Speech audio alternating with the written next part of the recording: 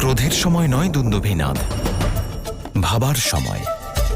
ভাবো, এই কার্যের জন্য যদি তোমার সামর্থ্য থাকতো, তুমি সক্ষম হতে, তাহলে অসুর মাতা দিতি তোমায় প্রতীক্ষা করার কথা কেন বলতেন? কারণ উনি ভয়ে ভীত। তোমার শক্তির প্রতি ওনার বিশ্বাস নেই। উনি জানেন যে তুমি যদি রুদ্রের সামনে যাও তাহলে তুমি দাঁড়াতে পারবে। অসুর মাতার সম্মানকে আমার ভয় ভাববেন না নারায়ণ। যদি মহাদেবও আমার সম্মুখে আসেন তাহলে ওনাকেও আমি বিনাশ করে দিতে পারি নারায়ণ।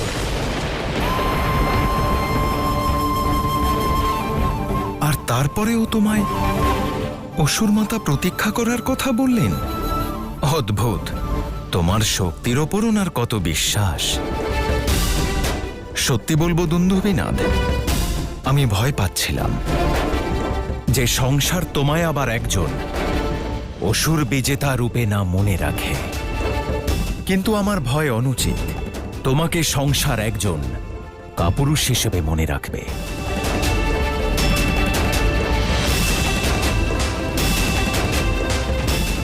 যে দেবরাজ হয়ে সমগ্র সংসারকে আদেশ দিতে চায়, সে স্বয়ং অন্য কারোর আদেশের প্রতীক্ষা করছে।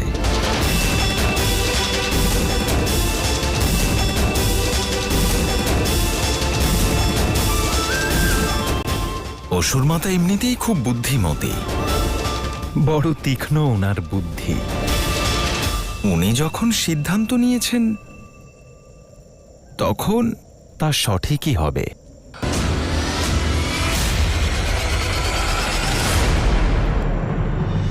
উচিত অনুচিতের সিদ্ধান্ত উনি নন, আমি নেব। যখন আপনি কিছু করতেই পারবেন না, দুন্দুভিনাদের কাছে কেন যাচ্ছেন নারায়ণ? আমি দুন্দুভিনাদকে বলতে যাচ্ছি যে সে যেন ৮৪ লক্ষ প্রাণীর বলিদান শুরু করুন। কি? হ্যাঁ দেবী, রুদ্র এতক্ষণ মহাকালের থেকে শক্তিপীঠ রক্ষা করছিলেন, আর এখন উনি এক গুপ্ত গুহায় যাবেন। আর উনি সেখানে সাধনায় লীন হয়ে যাওয়ার পূর্বে হয়তো প্রাণীদের ওপর নেমে আসা এই সংকট কাটাতে স্বয়ং সংসারের শিবই আসবেন।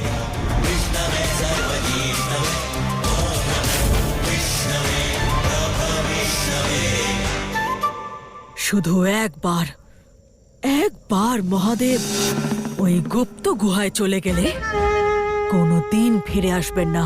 আর দুন্দুভিনাদের ধ্বংসলীলা কেউ আটকাতে পারবে না। তোমার জীবনের বিনাশ আর আমার উত্থানের সময় এসে গেছে। আমি আদেশ দিচ্ছি যে তুমি এই পাহাড় থেকে লাফ মারো, লাফ মারো, লাফ মারো। আর আমার যজ্ঞে নিজের আহুতি দাও।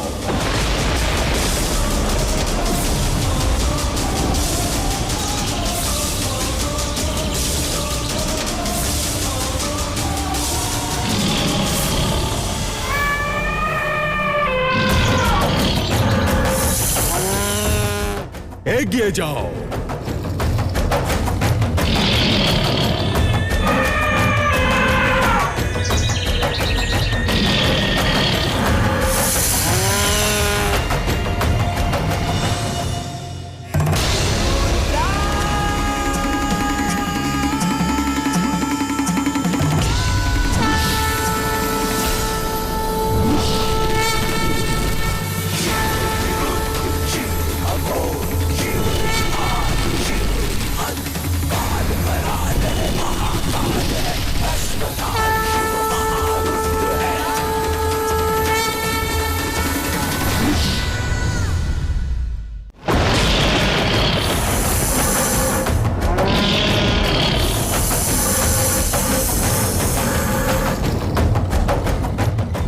এইসব কি হচ্ছে?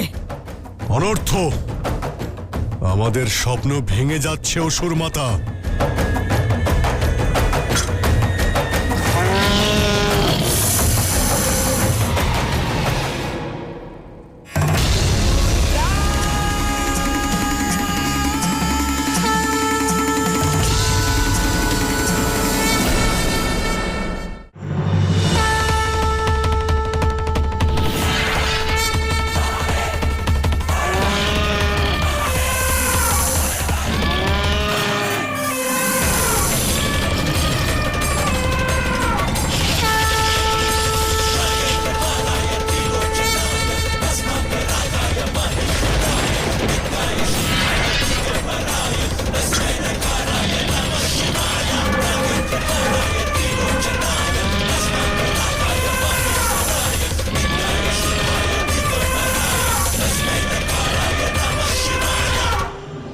আপনার প্রয়াস সফল হয়েছে। শিব ধ্যানমগ্ন হননি। ধুন্দবিনাদের স্বপ্ন কখনো পূরণ হবে না। আমার দুন্দুভিনাদের সত্যের নয়, সৃষ্টির সবচেয়ে কটু সত্যের চিন্তা দেবে। শিবশক্তি এখনো এক নন। রুদ্রের মনোযোগ আমি পশুদের দিকে ফিরিয়ে দিয়েছি, কিন্তু যদি মহাকালী তার ক্রোধ না ত্যাগ করেন, তাহলে আমার এত চেষ্টার পরেও সৃষ্টির সর্বনাশ নিশ্চিত, নিশ্চিত, নিশ্চিত। সঞ্চালক কেবল যুক্তি দিতে পারে,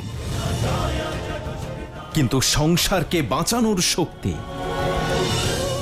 কেবল আমার আরাধ্যের কাছেই আছে। কারণ প্রতিবার প্রতিটি বিনাশের ধ্বংস শুধু ওনার পরিবারকেই ভোগ করতে হয়।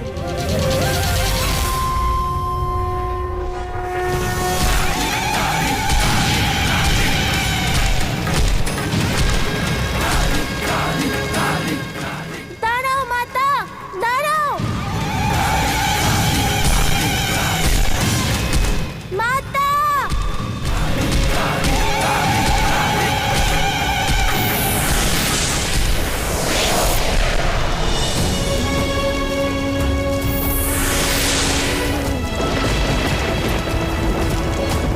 এবার কি করব? কিভাবে আটকাবো মাতাকে? এই মুহূর্তে কার্তিক দাদার অনুপস্থিতি খুব অনুভব করছি।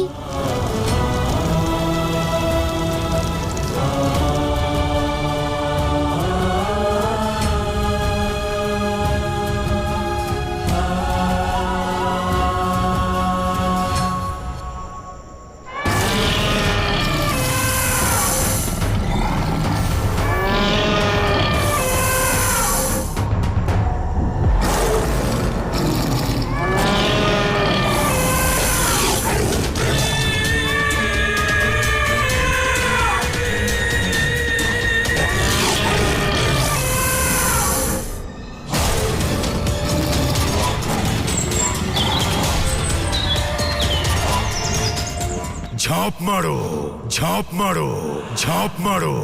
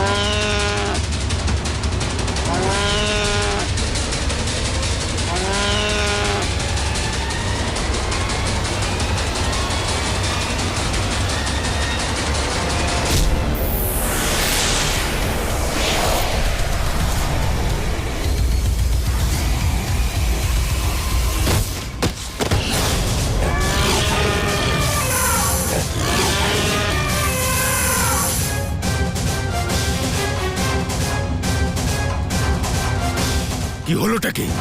আমার আদেশ পালন করছো না কেন? কারণ মহাদেবের নন্দী কেবল ওনার আদেশই পালন করে, কেবল ওনারই উদ্দেশ্য বোঝে।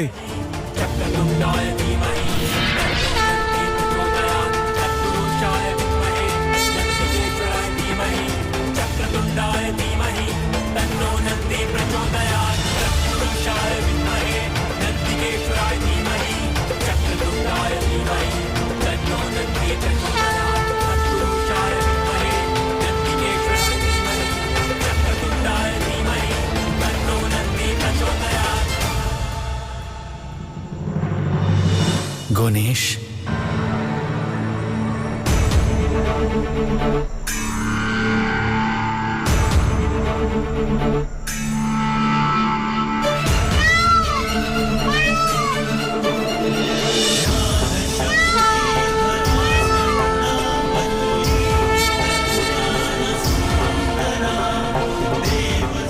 তোমার ভ্রাতা এখানে থাকলে যে কোনো পদক্ষেপের আগে পরিকল্পনা করত।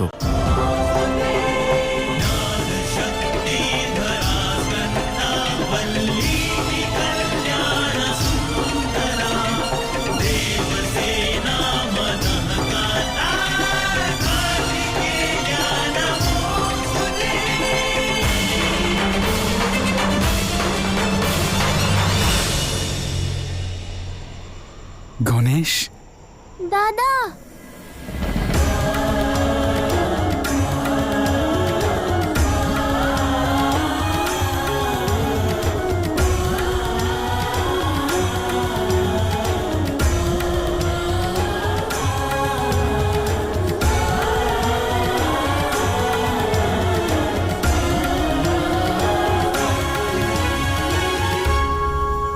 সোজা মহাদেবের রুদ্ররূপ এবং মা কালীর সম্মুখে চলে গেলে, তাও কোনো কবচ ছাড়াই নিজেকে এত বড় সংকটে ফেললে তুমি গণেশ। সংকটের সম্মুখীন হয়েও সমাধান করতে পারিনি দাদা। না পিতাকে আটকাতে পেরেছি, না মাতাকে বোঝাতে পেরেছি। আমি গর্বিত তোমাকে নিয়ে। নিজের কর্তব্যের প্রতি বিমুখ হওনি তুমি। তুমি চেষ্টা করেছো। এক মুহূর্ত দাদা, এত কিছু কি করে জানলে তুমি? আর তোমাকে এসব কে বলেছে? কেই বা বলবে। নারায়ণের দর্শন পেয়েছিলাম। সাধারণ একটা ষাঁড় মহাশক্তিশালী দুন্দুবিনাথকে প্রতিস্পর্ধা জানাচ্ছে।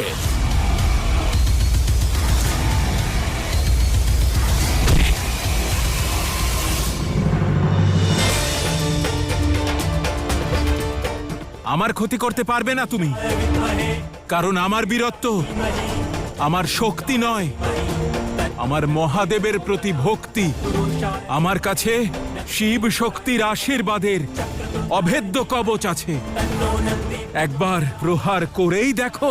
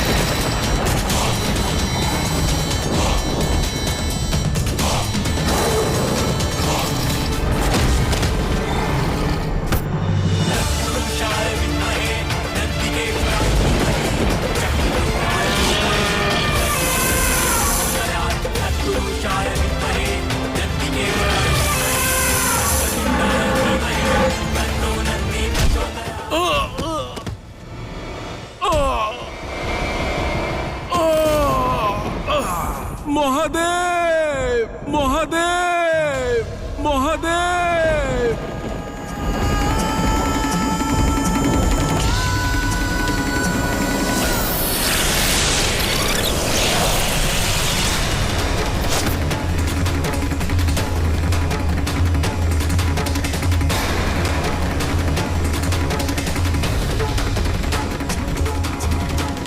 মহাদেব,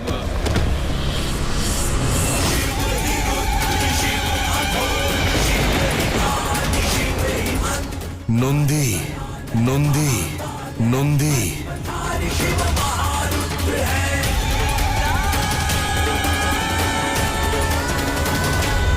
সৃষ্টিতে এত প্রলয় তখনই আসতে পারে যখন শিব আর শক্তি তাদের রুদ্র রূপ ধারণ করবে। সমগ্র জীব এবং জীবনের বিনাশ হওয়ার আগেই আমাদের কিছু করতে হবে। চলো।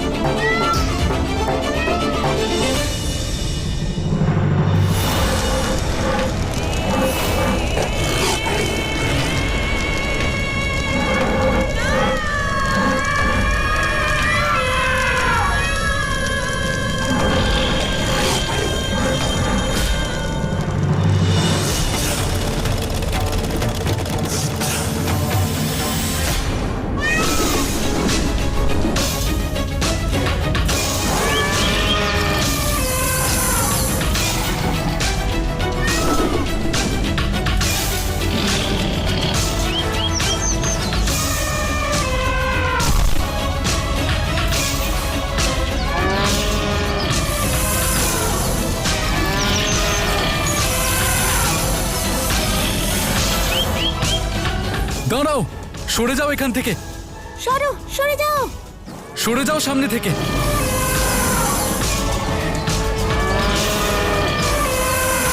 তোমরা পিছিয়ে যাও, এগিয়ে এসো না। সরে যাও।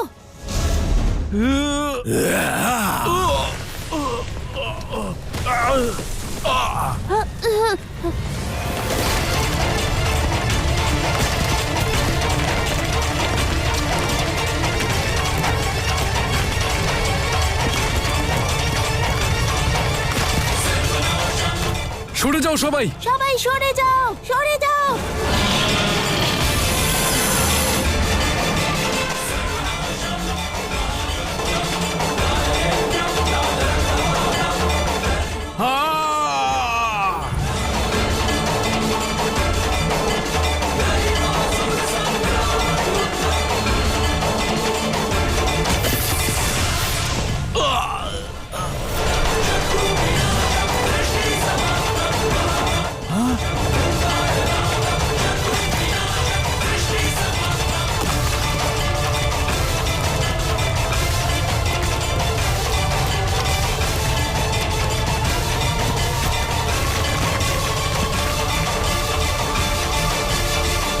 কুমার কার্তিক শ্রী গণেশ, কুমার কার্তিক শ্রী গণেশ, কুমার কার্তিক শ্রী গণেশ।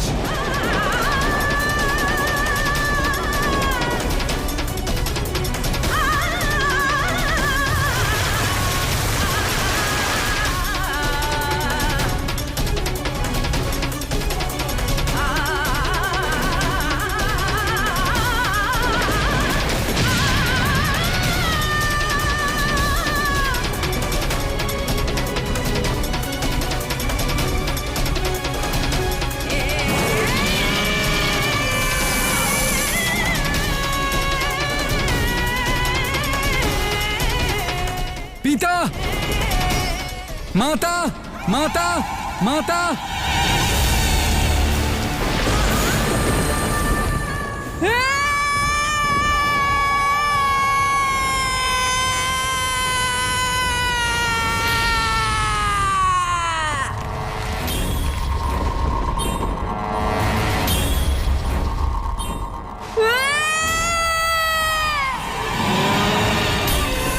কুমার কার্তিক শ্রী গণেশ।